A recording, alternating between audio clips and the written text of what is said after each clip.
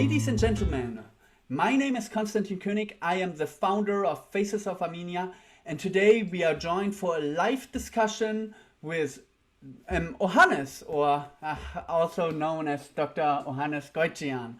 And to follow up, Ohannes, can you please briefly introduce yourself again? Yes, thank you very much, first of all, for inviting me to the interview. I am Assistant Professor of Comparative Politics and Conflict Resolution at the American University of Beirut. I teach courses on politics, comparative politics, political systems, conflict resolution, peacemaking, and peace building in war-torn societies. My research includes the South Caucasus, because I'm interested in that part, also Russia, and the Middle East, particularly Syria, Armenia. I wrote 2 books about the Nagorno-Karabakh conflict, and recently I wrote a book on Russian intervention in the Middle East that is already in print and will be published in the coming months by McGill University Press. I think that's short introduction is enough. People can view my CV online. It's already on LinkedIn and AUB website. And we will certainly link your information here as well. But so, Ohannes, let's get started. And I would really like to touch upon a few points that we discussed during our last conversation. Namely, we talked about Mr. Pashinyan will have to pay a political price. Right. So what is your account taking? What happened after the armistice? How did your view on that evolve? All right. Our audience and you remember when I said in my previous interview that Mr. Pashinyan was to pay a political price. And when we said usually when leaders sign a defeatist agreement that is not welcomed by the population, not only in Armenia, but in any other case, as we said last time, that leadership cannot maintain political office. Naturally, such leaderships resign and a new government is formed, and then elections are held, probably interim government is formed, and then new elections and new government. Actually, what is happening in Armenia, Mr. Pashinyan so far is refusing to resign because he is saying that the people elected me and we should go to snap elections and people would have a say. If I am not elected, then I leave office. Otherwise, under pressure, I will not resign. On the other hand, we have the opposition, 16 political parties, not 1, 2, or 3, but 16 political parties are asking him to resign, organizing rallies in the streets of Yerevan, sit-ins, demanding the resignation of Mr. Pashinyan, who still refuses to do so. One of the striking features is that the Armenian church is also asking him to resign. The Catholicos, both Catholicos, Catholicos Aram in Catholicos of the Holy See of Cilicia, and the Catholicos of Echmiadzin, both of them delivered a message, a joint message, asking him to resign in order to facilitate, actually open the way for a new government so that it takes care of the situation and see what could be done in the coming weeks and months, return to the negotiations table or whatever. Also, a number of organizations in Armenia have been asking him to resign, but unfortunately, so far, Mr. Pashinyan is refusing to resign, which is not good. I mean, there is a point here. The war that the Karabakh war, the second war that started on the 27th of September was the result of the short-sighted policy of the Armenian government, particularly Mr. Pashinyan. I say this because Armenia was not ready to go to war. And because of the short-sighted policy of Mr. Pashinyan, there was the war. So that's why. And the result was defeat. Now, we are not examining what led to defeat and what happened during the war. A lot has been written about this and still is being written.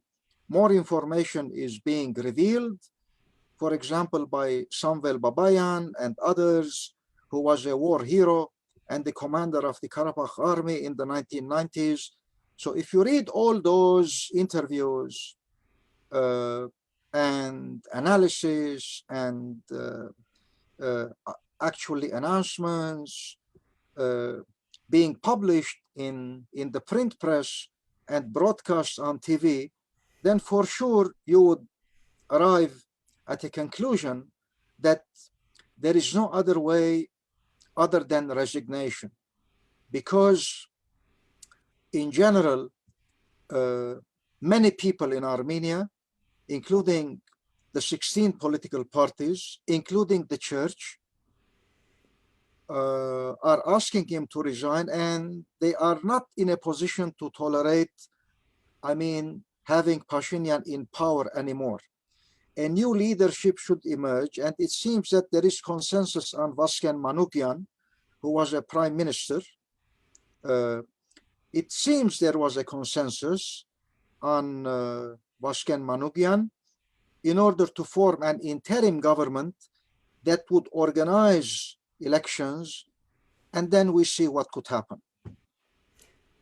Okay, then let's understand. In the beginning, you mentioned the people. Who is supporting Mr. Pashinyan right now? And is it really geographically, like that more rural, more urban? Who are these faces? Are they in the majority, or is it a faint minority? Certainly, government, I would say state security agencies are still supporting Pashinyan, probably. And Russia, for example, although Russia is not a fan of Pashinyan, but Russia at the same time is not supporting the opposition.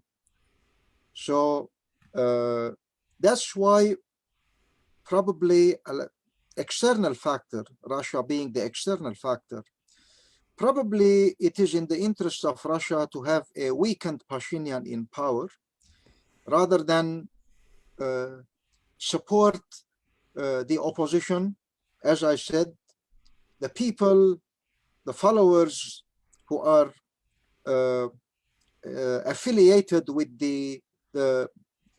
those who are demonstrating in the streets of Yerevan, probably most of them affiliated with the political parties, but also many others who lost their beloved ones in the war. The parents, the relatives. We should not forget that we have 5,000 actually lost soldiers who martyred on different fronts, and their relatives and actually parents, sons, daughters certainly did not accept what happened after the defeatist agreement. So those sacrifices actually did not justify the ends, the way the war ended. There was a defeat. And all those who were angry and still angry are participating in the demonstrations. So when we say people, it's a combination of the parents and the relatives of all those soldiers who sacrificed their lives during the 44 days war. the political parties, some of them who were not in agreement with Pashinyan even before the war, right? And we remember that Mr. Pashinyan made a number of mistakes in politics that angered some political parties. He has rivals in Armenia. So there was no mood in Armenia, general mood that supported Pashinyan.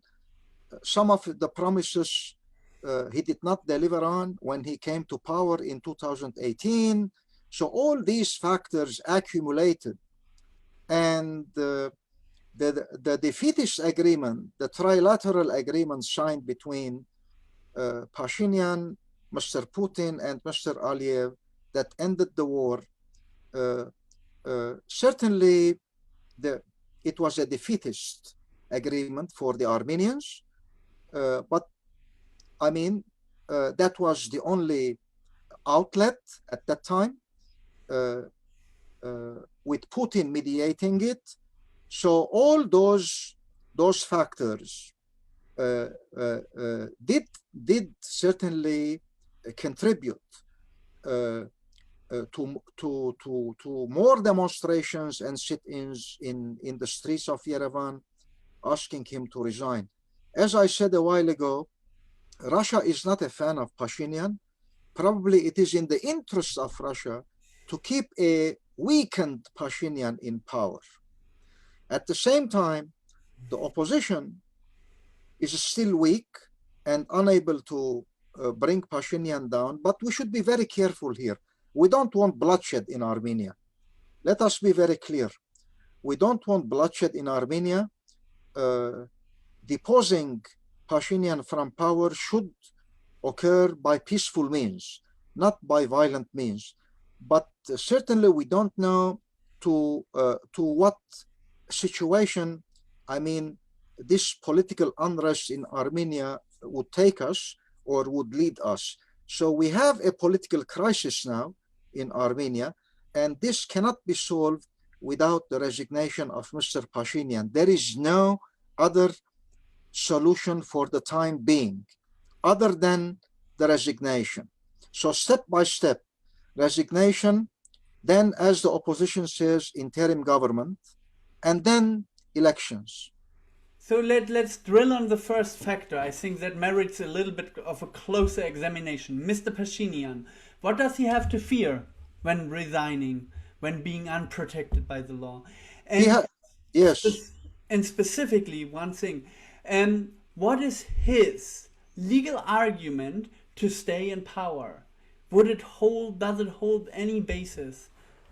His legal argument is that the people elected him, and that snap elections should be organized, so that people would have a say. If they do not elect him again, he will go. This is the legal argument, Pashinyan's legal argument. Other than that, there is no legal argument. I mean, he came to power by elections, and according to him, and he should go. Actually, he should leave if people do not re-elect him. That's his position so far. I mean, the meetings that he has been holding with the leaders of the opposition parties, they told him, I mean, directly, face to face, in his office, that he should resign. I mean, this has been the result of the meetings with opposition figures. But still, I mean, it seems that, I mean, he is not either not convinced or not ready or doesn't want to resign. By the way, his political future is dead, and he has no political future anymore in Armenia. I don't know, after resignation, he would stay in Armenia or would not stay in Armenia. I mean, we have a number of cases. If we compare to what happened in Ukraine in 2013, what happened in Georgia in 2008, when Saakashvili actually left to Ukraine and acquired a Ukrainian citizenship, we don't know. What we know is that there is a big number of people in Armenia who do not want Pashinyan in power anymore, and are asking his resignation. This is what we know. Very clear. 16 political parties. I mean, when 16 political parties, and when the Armenian church, you have two, the Catholicos in Echmiadzin and the Catholicos in the House of Holy See of Cilicia, are asking him to resign. I mean, he should leave. That's it. So that this political crisis for the time being is solved, and then let democratic processes actually be implemented and see what would happen. What tools do we have to force upon his resignation? Actually, as I said a while ago, violence, I mean, you can go to violence, but that's not advocated.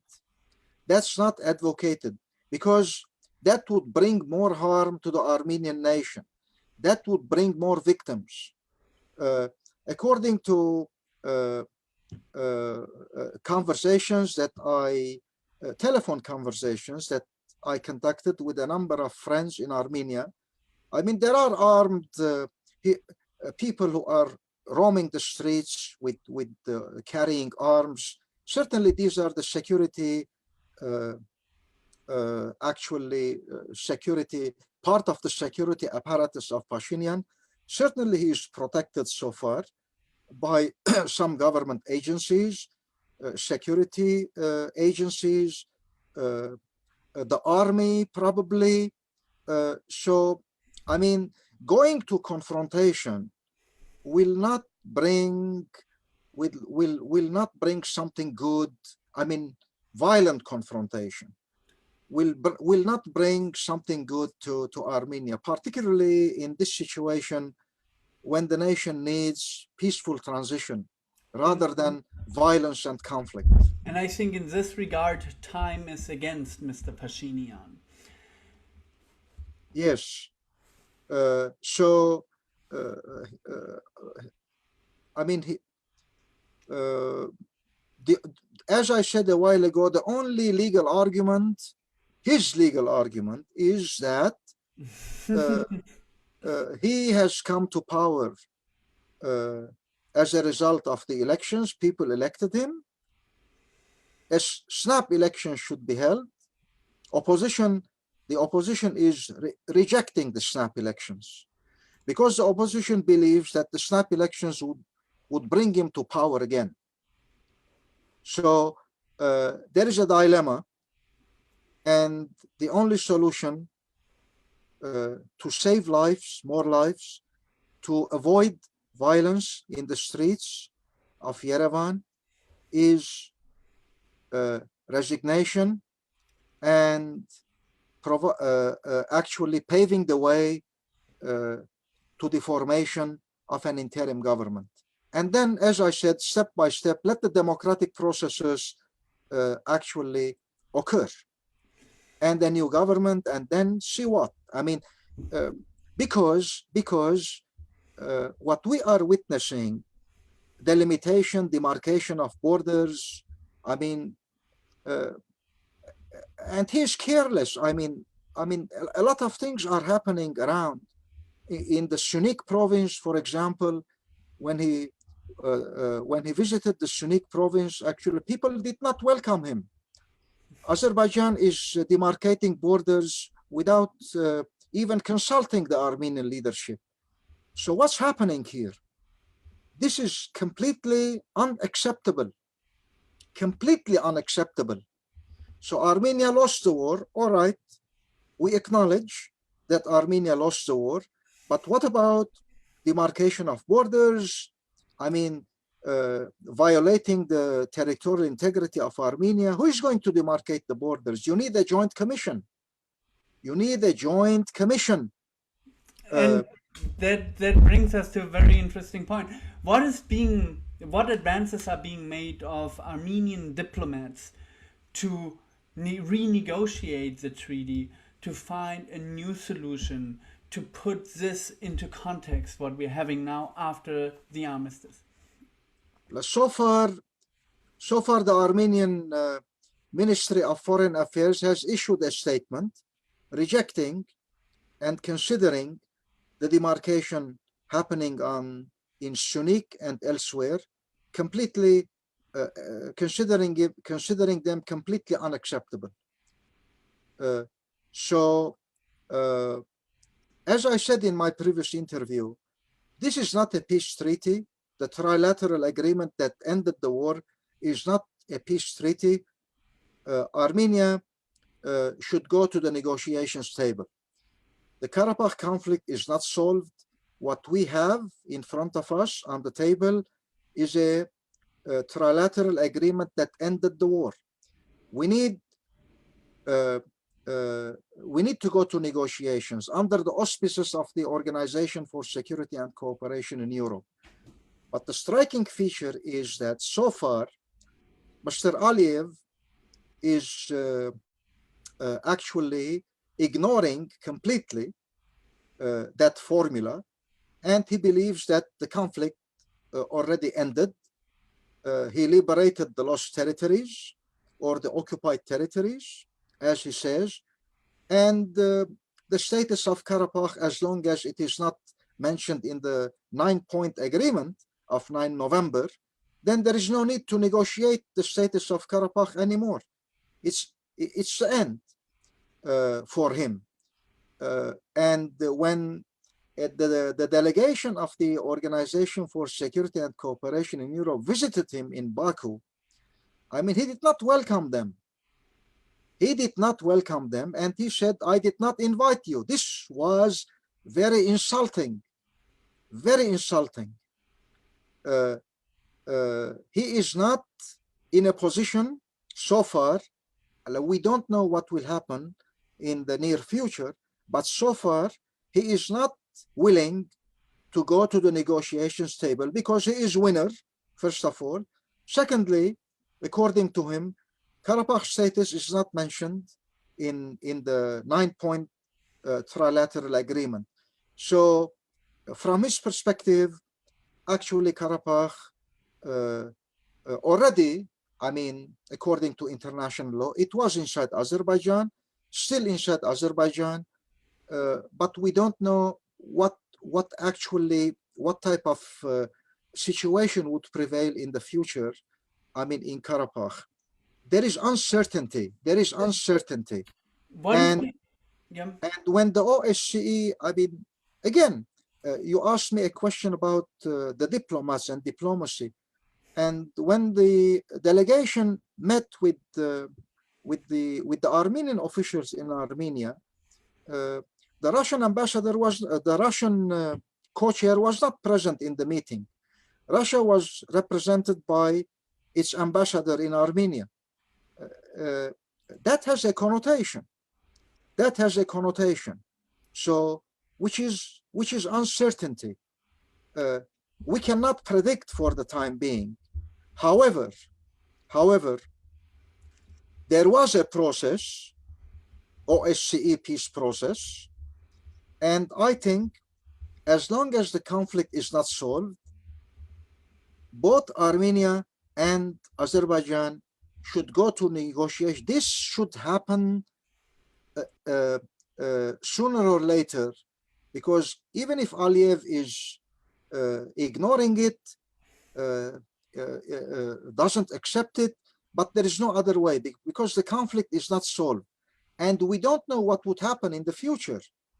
So far, Russia has been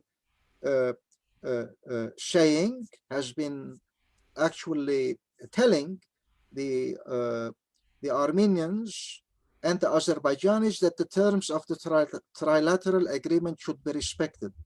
Interestingly, Turkey issued an announcement calling Armenia not to violate the terms of the agreement.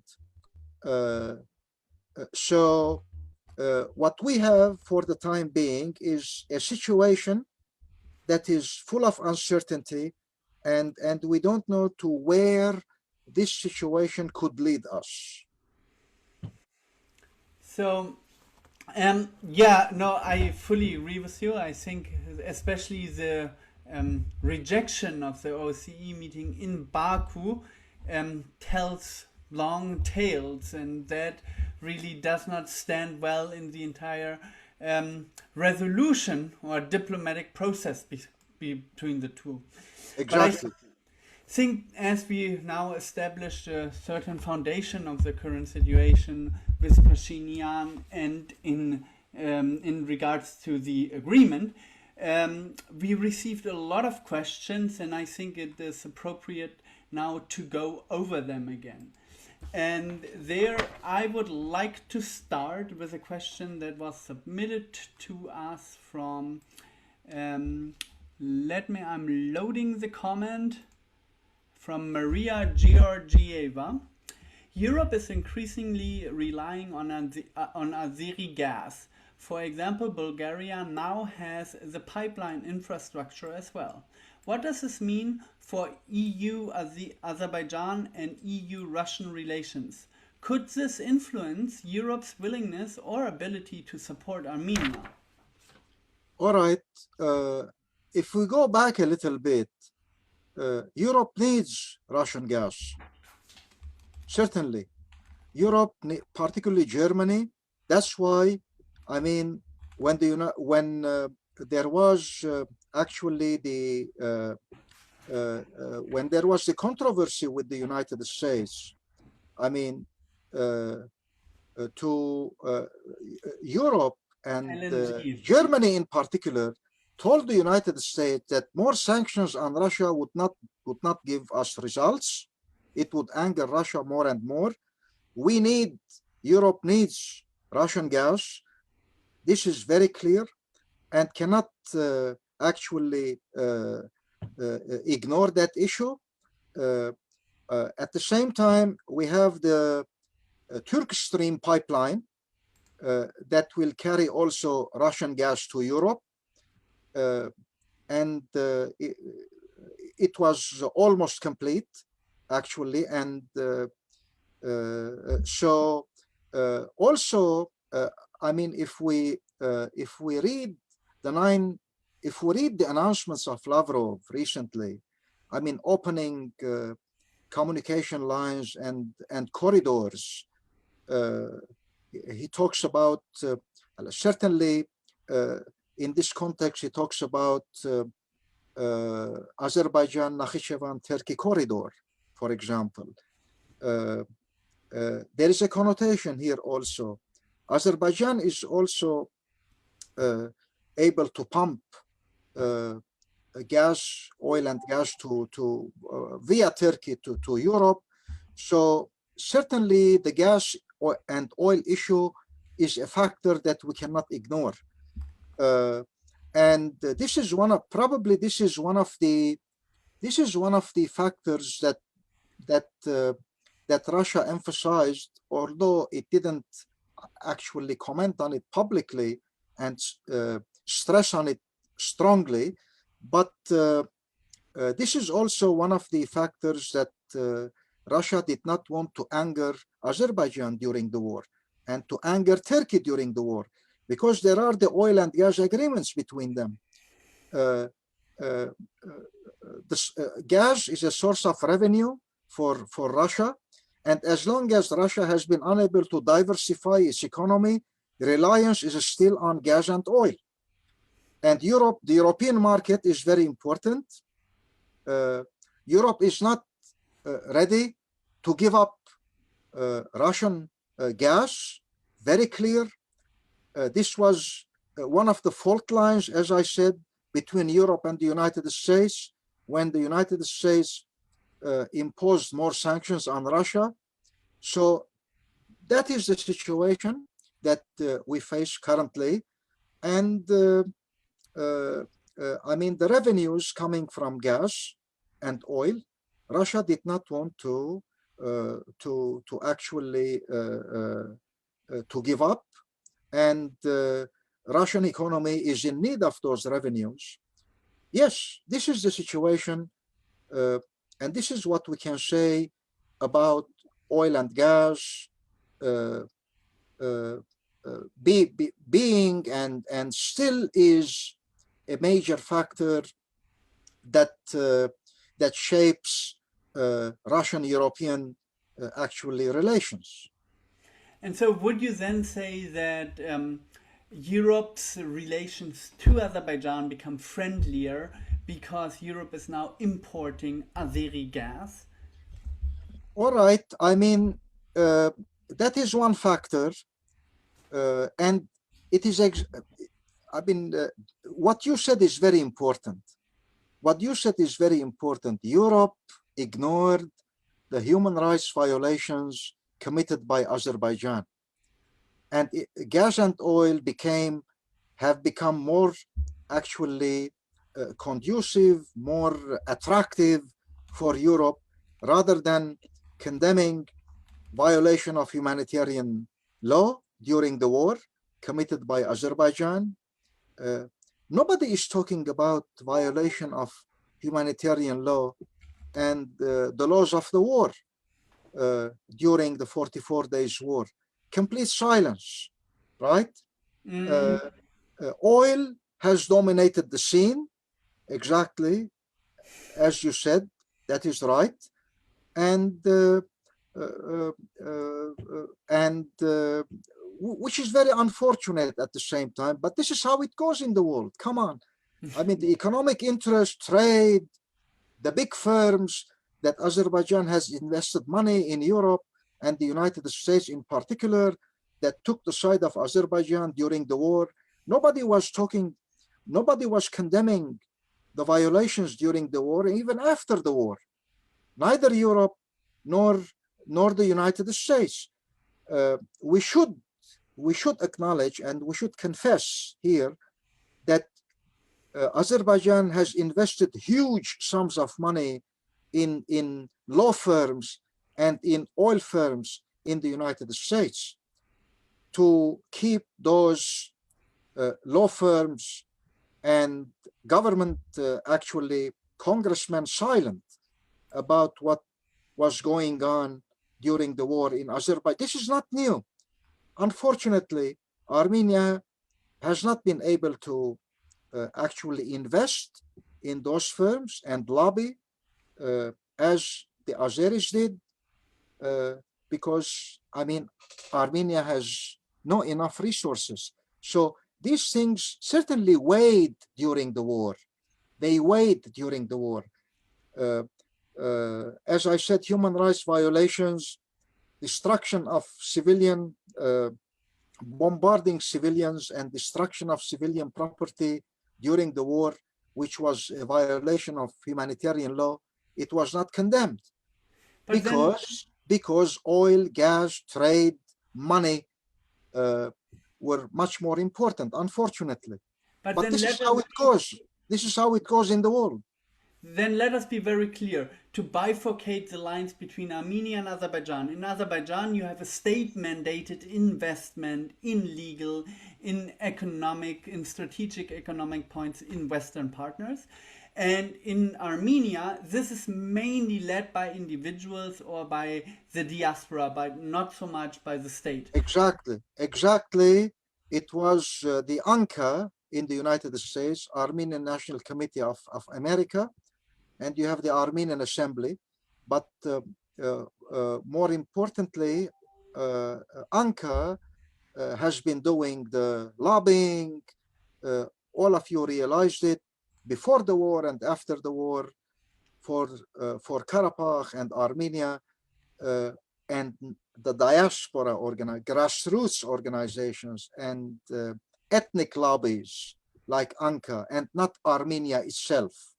It was the diaspora. Back to leadership. It goes back to Armenian leadership. We need capable Armenian leadership, state mandated, in order to rewrite relationships with the West. Yes, we also need to cooperate, to invest, to cooperate, to coordinate to work with international think tanks. This is what Azerbaijan has been doing, but Armenia has not been doing. Ignoring this completely. And the strength, I mean, in politics, I mean, that's why if you, for example, we held another webinar on the media. Probably our audience followed that webinar a month ago. Most of the international media during the war, the major newspapers, for example, New York Times and all of them, were biased during the war. They took the side of Azerbaijan, and there is a reason. The reason is because the investments and the lobbying that and the investments in the think tanks and the donations that Azerbaijan actually did for years, not only recently, it has been doing it. So the media was not on the side of Armenia, for sure, and this was very clear. And on the other hand, and equally important, oil and gas played actually an important role. It was a factor that cannot be ignored. Poor Armenia with poor resources certainly was not a matter of interest for a number of European powers, or probably most European powers. That's it. So that's why, sorry, just to repeat what I said a while ago, that's why a while ago I said the short-sighted policy of Mr. Pashinyan since 2018. Short-sighted policy of Mr. Pashinyan since 2018 when he came to power. He, I don't know, either he was ignorant of these factors, or he pretended to be ignorant. I don't know. I don't know what was going on in his mindset, in his mind. But I mean, these were levers of power. These were levers of power. And Armenia did not have levers of power to exercise leverage in Europe, also elsewhere, whereas Azerbaijan has that power and it exercised leverage. And what's so painful in this observation is really that it can only be state mandated. Individual, non-governmental, simply does not have the resources nor the reputation to influence certain organization, entities, and states. Exactly. Armenia didn't have. So that's why also I said a while ago, Armenia was not ready for war, but it went for war. It was not ready for war. If you read, I mean, some reports on the first day of the war, for example, if you read the interview by Samvel Babayan, the commander of the Karabakh army in the 1990s, he said in his interview that, I mean, on the morning of September 27, the Armenian side lost 50% of its anti-aircraft resources and 40% of its artillery. This was on the morning of September 27. And you could imagine what happened next. And then he says, within few days of Armenia lost the southern front.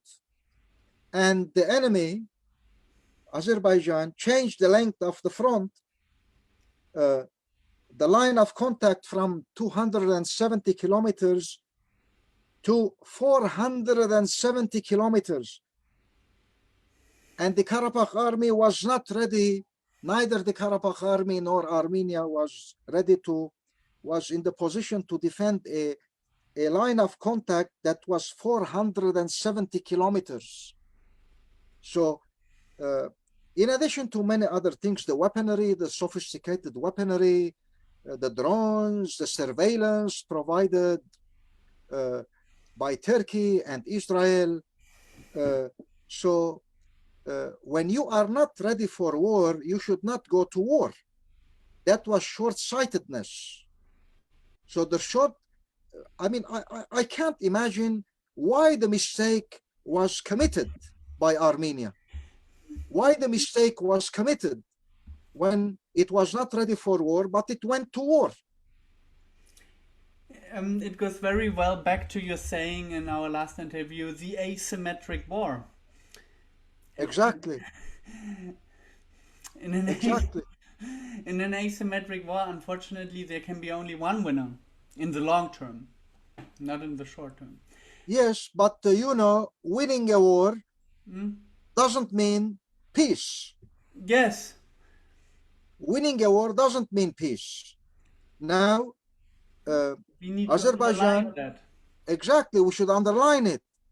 And that's why I said the trilateral agreement it only stopped the war. It is not a peace treaty, which means the conflict still is conflict. The Nagorno-Karabakh conflict is not solved. It should be solved under the auspices of the OSCE. And here Europe, back to your question that you raised a while ago, Europe should play a role because some European countries are raising their voices now, and they are saying, including France, for example, they are saying that Europe should actually have a say in the peace that would be made between Armenia and Azerbaijan. These are words. Again, these are Russia is saying, Lavrov is saying, if we read about Lavrov's announcements recently, a number of times he said Azerbaijan and Armenia, who are partners of Russia, should avoid escalation after the trilateral agreement. On the agenda, according to Lavrov, is preventing any violation of the ceasefire regime of 9 November, clearing the area of explosive objects, exchanging prisoners of war and bodies of the dead. We should not forget that we still have prisoners of war in Azerbaijan, and we still have bodies of dead on a number of battlefronts still there. Azerbaijani soldiers are preventing the Armenians actually to locate those bodies, ensuring the safe return of refugees and internally displaced persons. Still, we have 90,000 refugees and internally displaced persons from Karabakh, and they should return. Resolving urgent humanitarian issues, preserving historical monuments, regardless of their confessional affiliation, unblocking transport and economic routes, so on and so forth. These are what these issues are emphasized by Lavrov a number of times, but all at the same time he said there are also problems that are inevitable given the extraordinary situation. He is confessing, acknowledging that there are problems that resulted from the extraordinary situation. One of those problems is the unresolved political issue. The Karabakh conflict is not resolved, and he says we need discussion. We need discussion. Let me quote him. He said, I can reaffirm our readiness both in our national capacity and through the OSCE Minsk Group co-chairs to assist in organizing such meetings as soon as the parties are ready for it. As soon as the parties are ready for it. Azerbaijan is not ready for it, as we said a while ago. So here it appears that Russia also has lost part of its leverage on Azerbaijan. So we should wait until Mr. Aliyev is ready so that we go to the negotiations table, unfortunately. And I think there comes a very interesting question here. Mr. Alan Mania asked, is there a possibility for Armenia to have advantages when the oil pipeline road be built from Nakhchivan to Turkey? And I would like to add to this question, not only in regards to oil, but can there also be a negotiation advantage when Armenia says, we'll give you direct road access from Azerbaijan to Nakhchivan, where if you give us back territory, if you give us promises, if you give us fulfill certain of our demands? Wait and see. The agreement, the trilateral agreement, did say that communication should be restored and transport corridors should open. Armenia would benefit certainly, because Armenia is a blocked country. Unblocking Armenia would bring benefits to Armenia, economic, trade, whatever. But at the expense of, at what expense? This is the question. This is the question. At what expense? These are on paper so far. We need to wait and see the establishment of this corridor linking Azerbaijan to Turkey via Nakhchivan. Also on paper, we have opening a corridor parallel to the Lachin corridor, linking Nagorno-Karabakh to Armenia. So we need to wait and see how unblocking communication lines would happen, would be established.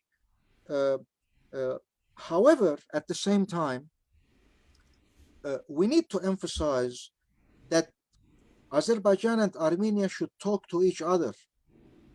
I mean, these things cannot happen only by the initiative of one side. Ohannes, then I want to briefly interrupt you. We've got a really good question. What do you think of track 1.5, or track 2 diplomacy now between Armenia and Azerbaijan? Track 2 diplomacy, there was track 2 diplomacy, many attempts, as we said in our previous interview. There was track 2 diplomacy, but I mean, the press clubs of Armenia and Azerbaijan, journalists going on, women's organizations, there was track 2. But I would like to raise a question. To what extent track 2 would still be successful given the huge losses of the war, I mean, of the Second Karabakh War? To what extent the Armenians are willing or would be willing, I mean, to establish track 2 diplomacy, although track 2 diplomacy is beneficial, right? I'm not ignoring it, is beneficial and should be in order to win trust. But this is a long way. I mean, very long and torturous. It may not be successful. It may be successful, but may not be successful. You remember, for years, we have been advocating dialogue between the two nations. For years. I mean, track 2 diplomacy also supposes dialogue. It is a prerequisite that actually members of both communities get in touch. But there was the hate rhetoric in Azerbaijan at the same time. Don't forget the hate rhetoric in Azerbaijan for years. And probably that was one of the reasons why track 2 didn't succeed. Also, there was no enough support from the Armenian side. Also, I would like to add that the discourse and rhetoric being used by Mr. Erdogan and Aliyev recently didn't help. For example, if you read, I mean, what they said on the Victory Day in Baku, when Mr. Aliyev claimed actually Zangezur, Lake Sevan, and Yerevan. what was the basis of that claim? And when Mr. Erdogan mentioned Enver Pasha during the victory parade in Baku, would these, I mean, such discourse and rhetoric, did it help track 2? Did it? I think it didn't. So what is needed here, I mean, being myself interested in peace building and peace and negotiations, what is needed here, what is expected from Azerbaijan is to de-escalate and not escalate. And if this rhetoric continues, certainly track 2 has no opportunity to succeed. This is not de-escalation, this is provocation. This is provocation and this is escalation. But I mean, Mr. Erdogan reminding the Armenians of what Enver Pasha did, it was indirectly referring to the Armenian genocide. Yes. And this is why, like, I would say track 1 diplomacy is very, very difficult right now. But at least with track 2 diplomacy, one can cherry pick organizations and individuals which are ready for dialogue and prepare. Exactly. At a point in time, you mentioned we have to be patient, and that is correct. But we can use this time of patience to find a rapprochement between strategic entities. By entities, I also include individuals and grassroots organizations. Exactly, exactly. By the way, track one, I wrote about these topics in my second book on the Karabakh conflict. It is about the history of the negotiations. Track 2, dialogue, certainly are needed. Track 1 alone is not enough. At the end of the day, what politicians agree at the top, which is track 1 diplomacy, how you implement it, and how you sell it in society. Very difficult. For example, now Pashinyan is not able to sell the trilateral agreement in society. It's very similar. So selling a negotiated agreement that is being negotiated or that is negotiated by politicians at the top, I mean, is very difficult to, and it may not succeed because you need implementation. So how it should be implemented, step by step. But if it is rejected by the people, you cannot implement it.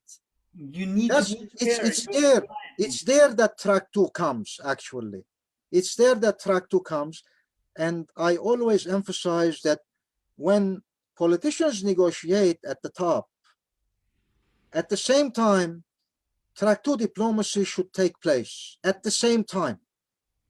Parallel to track 1, track 2 should actually take place.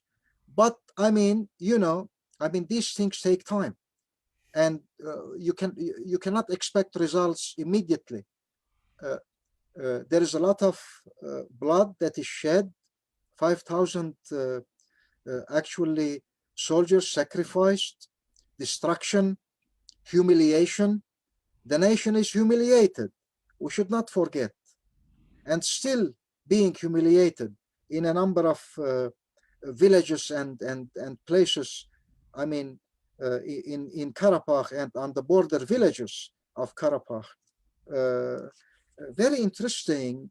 I mean, I was reading about the Sunik province.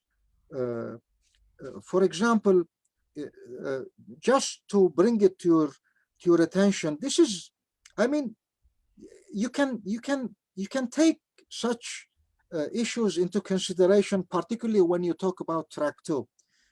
In the Sunik border village of Khoznavar, I mean, Azerbaijani military positions are very visible, and the villagers actually said, this was reported by CivilNet in Armenia. the villagers actually said that few days ago, the Azerbaijani servicemen invited the Armenian soldiers to drink tea together, and they don't know whether the invitation was accepted or not. What would you say?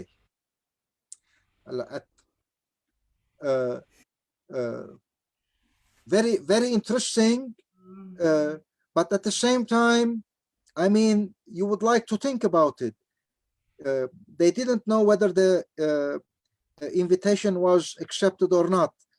Also, I mean, again reported by CivilNet in Armenia, from Khoznavar, few kilometers away, there was the village of Artsakh, and one of the residents there says that he will continue to live in the village, right?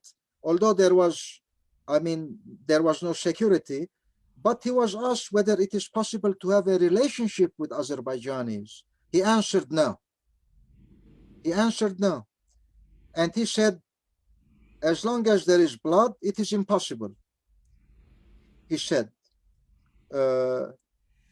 So these are few stories, incidents that you can take into consideration when you talk about track 2. It is important, it is necessary in order to support those negotiating at the top, but at the same time, it is a torturous journey. Yes, yeah, I couldn't agree anymore. It is really a very desolate situation, and where patience will pay. But I think we should never stop to be proactive, because I think only if we, academics, think tanks, civil society, press and pressure our friends, our fellow civil societists, our governments, only then can we see some future. What is needed now, if you allow me to add one more sentence. Most certainly. Based on the literature on peacemaking, Azerbaijan is winner now. So if peace is to happen, if peace is to occur, the winner, which is Azerbaijan now, should take action in a way, should take steps, small steps, de-escalating steps, should take small steps in a way not to make Armenia more broken, but to make Armenia also feel that it is winner. This is very difficult. But if Azerbaijan doesn't take such steps, then peacemaking, again, I said, is a long journey. And like, just to add to it, a moment ago, I also wanted to add, like, track 2, if we think about it, has to start actually in Azerbaijan, because only the winner can say, I'm sorry for what happened, and extend the helping hand.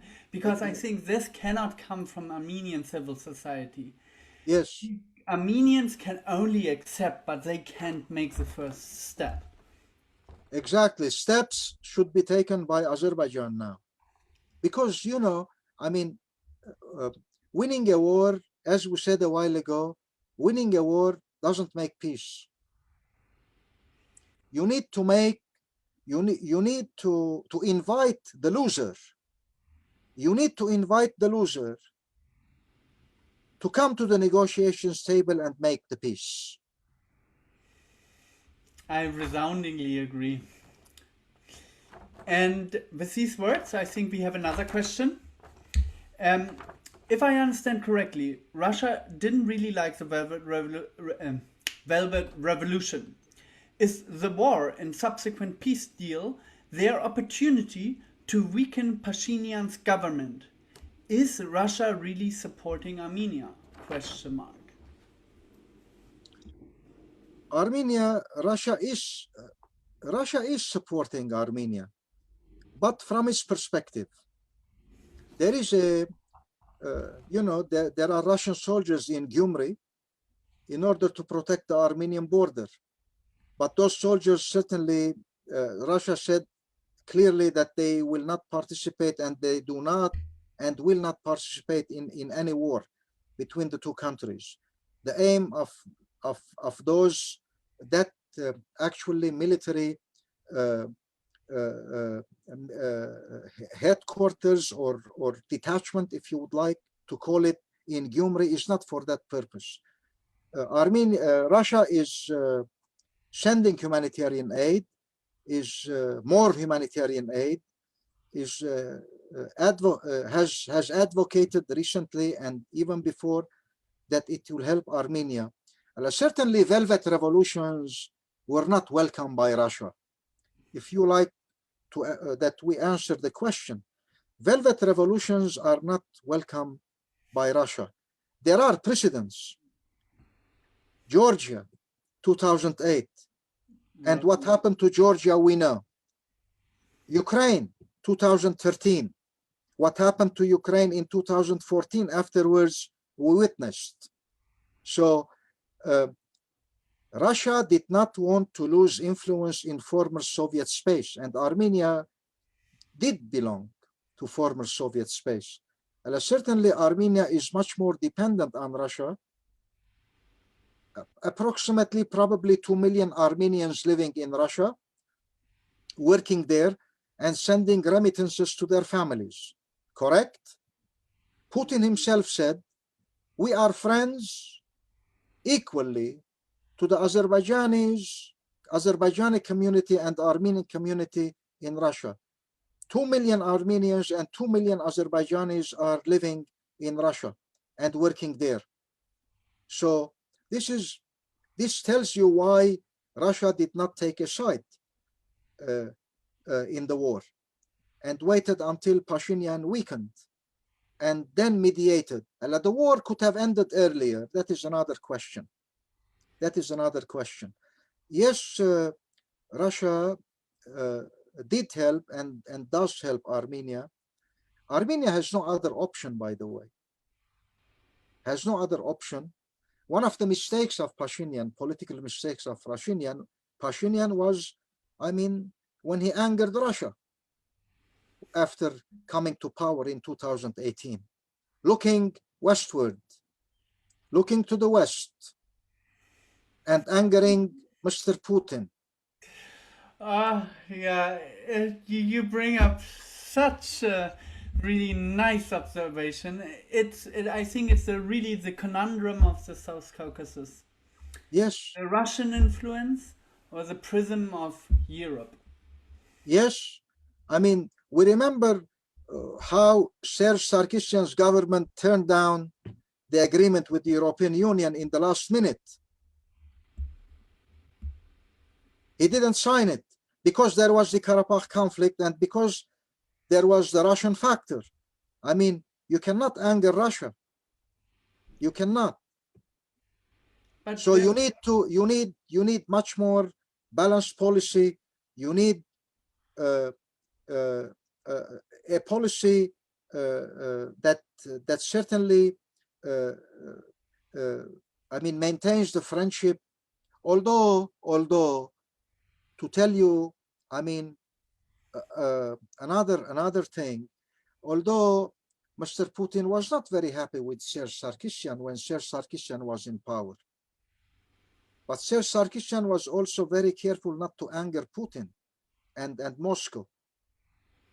These are very delicate issues in politics, particularly when you are surrounded by enemies, Turkey on the one, and Azerbaijan, as long as you don't have diplomatic relations with them, and you rely, your only breathing corridor is with Iran and via Georgia. And we don't know what would happen to Meghri now, later on, when those corridors are open. The Iranians are not happy also with this trilateral agreement, because Mr. Erdogan on the Victory Day, he also advocated unity of Azerbaijan with the province of Azerbaijan in Iran. And that angered the Iranian leadership. So there is a lot of geopolitics here also. And Pashinyan, one of the big mistakes of Pashinyan was that he was unable to read geopolitics. He was unable to read geopolitics. He was not a politician. He was a journalist. And journalists cannot become politician overnight. So I can tell you more about more mistakes. But then here, one thing. Australian policymaker Dr. Sassoon Grigorian. Maybe you know him. He wrote a book, Smart Nation, a blueprint for the Armenian nation. And in it, he also addressed foreign policy and made an argument that in history, Armenia had a multiplicity of foreign relationships with very diverse partners and played them out strategically. It was able to be friends with two partners even though they're foe with one another. How do you think, is it possible to have close and prosperous ties with Russia while at the same time deepening a relationship with the European Union? It is possible to adapt a balanced policy, but very careful policy at the same time, not angering Russia.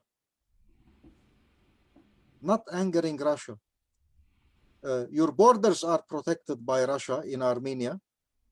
The border with Turkey is protected by Russian soldiers. There was a very nice book written by the Greek ambassador to the European Union in the 1990s when the coup actually happened in Moscow when Yeltsin was in power. Tansu Çiller was prime minister of Turkey. I forgot his family name. Chrysantopoulos. The Greek ambassador of the European Union. He wrote in his memoirs, at that time Turkey was to invade Armenia. And Tansu Çiller had the deal actually with Khaspulatov, who was the Speaker of Parliament in Moscow at that time. There are very interesting stories. But the coup happened and Yeltsin prevailed. Khaspulatov was deposed. The Turkish plan was demolished. What about this? And probably our audience would like to read Chrysantopoulos' book, which is a short memoir on his experience in the European Union with Armenia and other nation states.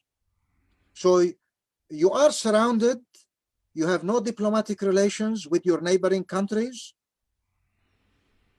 You have Russia who is protecting your border with Turkey. It is unwise, not to say anything more. It is unwise. And I would like to underline unwise. It is unwise to anger Russia. Going back to the argument of asymmetry. Yes, exactly. The Armenian, back to 2008, 2009, when there were the protocols, and you know the story, establishing diplomatic relations between Armenia and Turkey. Those protocols failed at that time. Although there was a lot of pressure by the United States so that Armenia signs the protocols. But it didn't. I mean, they failed at the end of the day because Turkey did not refuse to recognize the genocide. The Turkish-Armenian Reconciliation Commission. Exactly. Turkish-Armenian Reconciliation Commission by by David L. Phillips. It was exactly a very nice book written by David Phillips, I and wrote it. It is excellent. Like, I mean, I can only recommend to everyone yes, who's listening. I just finished this book fact today. I finalized the last few pages. It was wonderful. I highly yes, recommend it, and it really exemplifies how important civil society contacts are and how much you can achieve without the official track pathway. It is not easy, and yes, you have to have friends in important positions as well as in third party countries, but a lot can be made. And I think I want to reiterate the fact here that the TARC, the Turkish Armenian Reconciliation Commission, was just inches apart from opening the Turkish Armenian border. It was border. inches apart. Inches Yes. apart. Right, right, right. That was, yeah, probably our audience are interested in that book also. They would like to read it. So there is a long history. There is a long history of antagonism. Track 2 diplomacy is important. As we said, we didn't say no. It is important, but but there is no guarantee. No, I mean, the other side should also cooperate. Otherwise, track 2 doesn't succeed.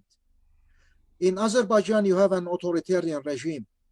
The NGOs are not free. I mean, the press is not free. The media is not free. So if the other side doesn't cooperate, you cannot go ahead with the track 2.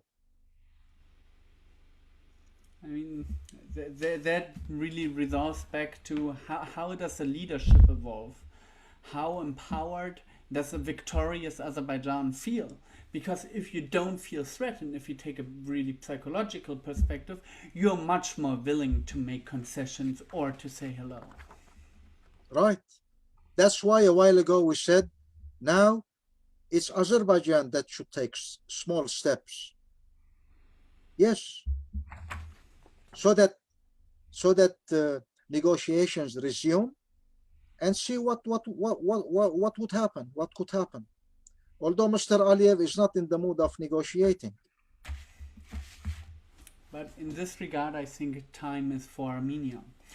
I would like to continue. We have 2 questions left on our agenda submitted by anonymous bidders, and I think what makes really most sense on the basis of our current progress on the discussion.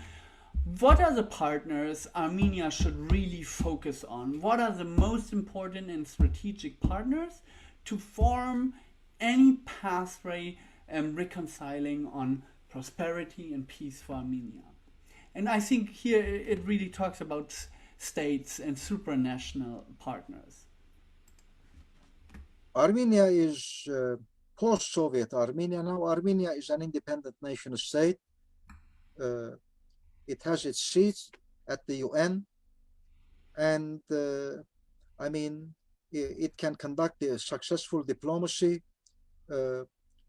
establish friendships with the major powers, establish good relations with the major powers, France, Russia, United States, certainly, and as we said a while ago, be able to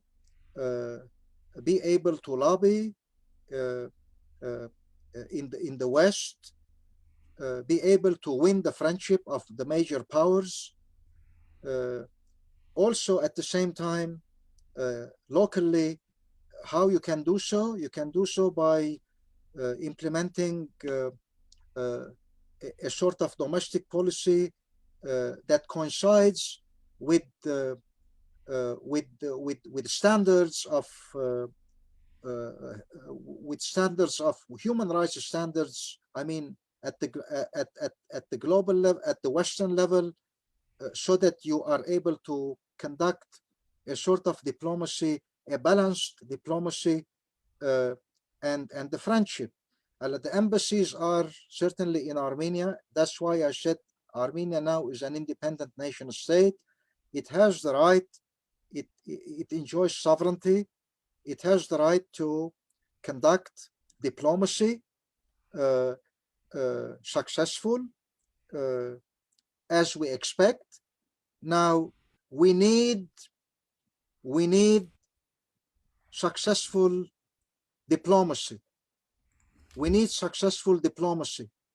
Diplomacy has been missing. It has been missing.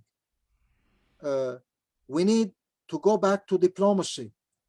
I mean, probably we can win some of the lost parts of Karabakh, Hadrut, probably Shushi, probably.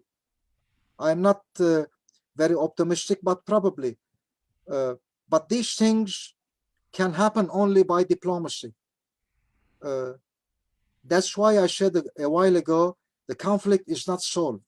You don't need war now. You need to focus on diplomacy. Establish good relations, friendships with major powers, Western powers, but at the same time, not alienating Russia. Not alienating Russia, because Russia is the major actor in former Soviet space so far. No matter how strong relations you have with the United States or France or Britain, the only major player in former Soviet space is Russia. Now, probably Russia, I said probably Russia recently is losing part of its influence. The review of the Russian foreign policy. Yes, and what Trenin wrote a few weeks ago, I mean, about Russia losing part of its influence and leverage in some of the former, in parts of former Soviet space. For example, inviting Turkey to the Caucasus is an indication of what? Is an indication of loss of leverage, something that Putin himself actually acknowledged.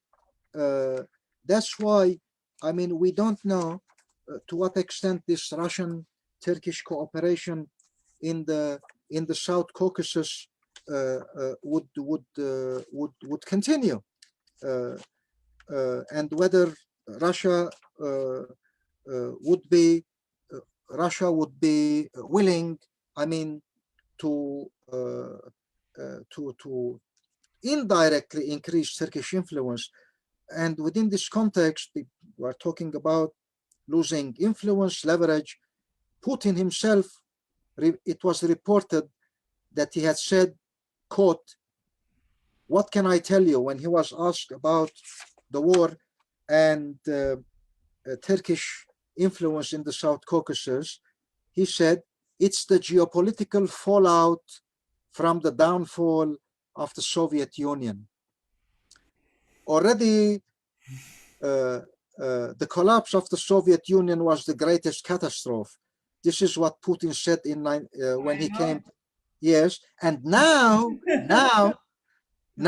he said, it is the geopolitical fallout from the downfall of the Soviet Union. I mean, this statement belongs to Putin. So diplomacy, leverage, it seems that Russia is, as Trenin writes in his one of short articles recently, it seems that Moscow is to revise its foreign policy. And mainly because it seems that it is losing part of its leverage. This is dangerous. I see this is more an act out of desperation and what is to come. If we look at Turkey, it's really not instructive. Turkey's lira plummeted. At the same time, Turkey picked fights with multiple neighbors, became very bellicose. And so what we are seeing, Russia, the great review of its foreign policy, as we call it, but the situation with it, Russia will be also increasingly unhappy with the situation and may not act in a strategic manner anymore. And this can really backfall on Armenia as well. it may be, or probably it is unhappy, as you said, but we should remember that Russia and Turkey are in Syria and in Libya, and there is the problem of the Crimea. So Russian-Turkish military cooperation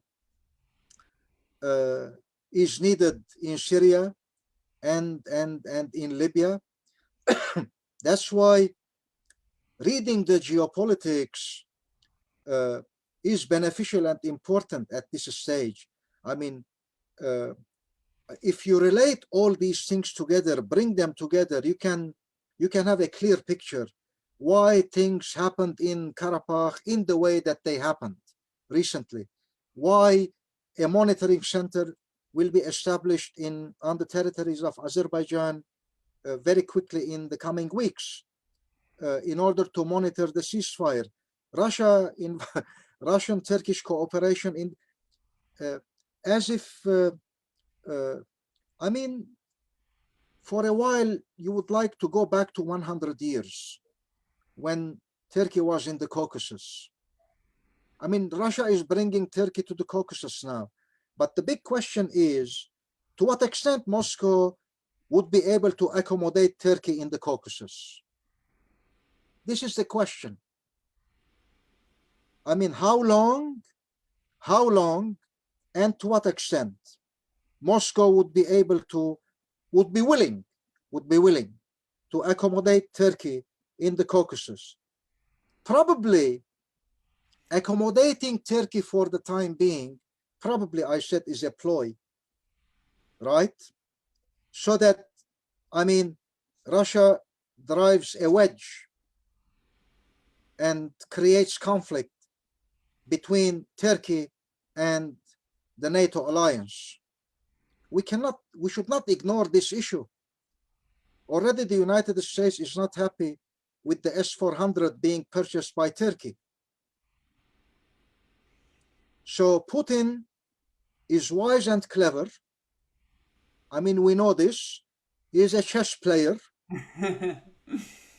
He is a chess player. And again, I mean, we are raising these questions because he himself referred to geopolitical issues, I mean, in his recent interview. So again, here, we cannot arrive at conclusions now because a lot of things are changing. We don't know how the Syrian conflict would end, Libya, and the Nagorno-Karabakh conflict, which is an open conflict.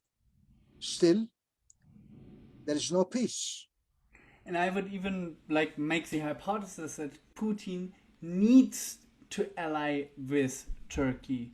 He has no other options because, like, owning this conflict himself, if you look into the future, Russia's like main revenue source will start to dry up as we like emerge from the corona crisis. The Turkish stream here is very important. The pipeline. Yes. We commented it already a while ago. We commented on it. I know. Yeah. What happens? I think it's a very clear need of continuous monitoring. And we have a final question also by an anonymous bidder. How do you see Armenian nationalism evolve?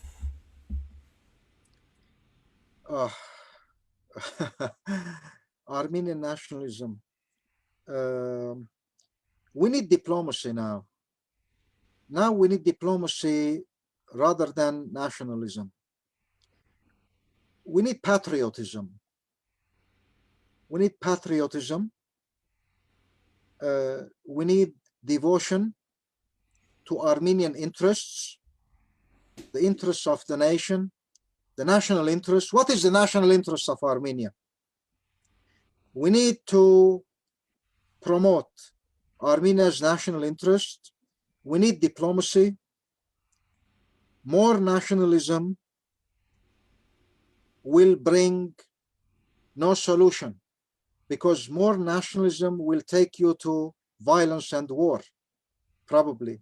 This doesn't mean to give up, and doesn't mean to ignore, the economic and the socio-economic and national interests of Armenia, not at all, but we can promote and protect Armenia's socio-economic and national interests by other means, not only by nationalism. Nationalism, at this stage will bring no good, because the more provocative discourse and rhetoric would bring more conflict. This is not the right time. This is not the right time. This is the time of wisdom, diplomacy, ability and willingness, devotion and commitment to the national interests of Armenia and Karabakh. That's it. Thank you, Ohannes. So I think it was a very useful, important, timely discussion.